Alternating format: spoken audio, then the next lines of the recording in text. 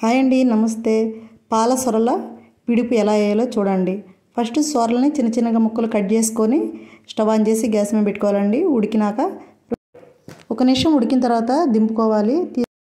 ఇవి చల్లారేలోపు మనం మసాలా ప్రిపేర్ చేసుకోవాలి. కొబ్బరి, చిన్నులపాయలు, ఉప్పు, కారం ఈ మొత్తం వేసుకొని మెత్తగా మిక్సీ పట్టుకోవాలి. వాటర్ అయితే అసలు వేయకూడదండి, తడైతే చెమ్మ కూడా తగలకూడదు. ఈలోగా ఇవి అయితే చల్లారిపోయినాయి. పైన తోలుని మొత్తం తీసేసుకోవాలి. తోలు మొత్తం తీసేసిన తర్వాత బాగా మెత్తగా పిండుకోవాలండి. వాటర్ అనేది ఉండకూడదు. వాటర్ అయితే ఉంటే నీసు స్మెల్ వచ్చింది. ఇవైతే పాల సొరలు అండి, చాలా టేస్ట్గా ఉంటాయి. పిల్ల సొరలని పాల సొరలని పిలుస్తారండి. ఫైనల్గా అయితే మొత్తం మెత్తగా పిండుకున్నాము. చూడండి, వీడియోలో చూపించిన విధంగా పిండుకోవాలి.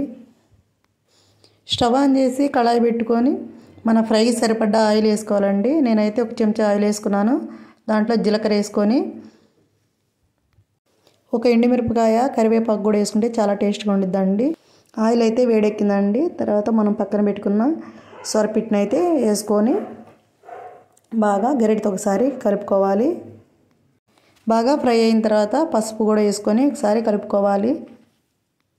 గ్యాస్ని సిమ్లో పెట్టుకొని ఫ్రై చేస్తూ ఉండాలి. ఫైనల్గా అయితే సొరపిడిపు అయితే ఫ్రై అయిందండి. మసాలా పొడిని వేసుకొని కలుపుతూ ఉండాలండి. మొత్తం కలిసేదాకా కలుపుకోవాలి. ఫైనల్గా అయితే సొరపిడిపు అయితే రెడీ అయిందండి. చాలా టేస్ట్గా ఉంది. మీరు కూడా తప్పనిసరిగా ఒకసారి ట్రై చేయండి. మన ఛానల్ తిరుపతమ్మ కిచెన్ వ్లాగ్స్ అండి. సబ్స్క్రైబ్ చేసి లైక్ చేయండి. వీడియో అయితే ఇంతేనండి. మరో వీడియోతో మీ ముందు ఉంటాను. Thank you.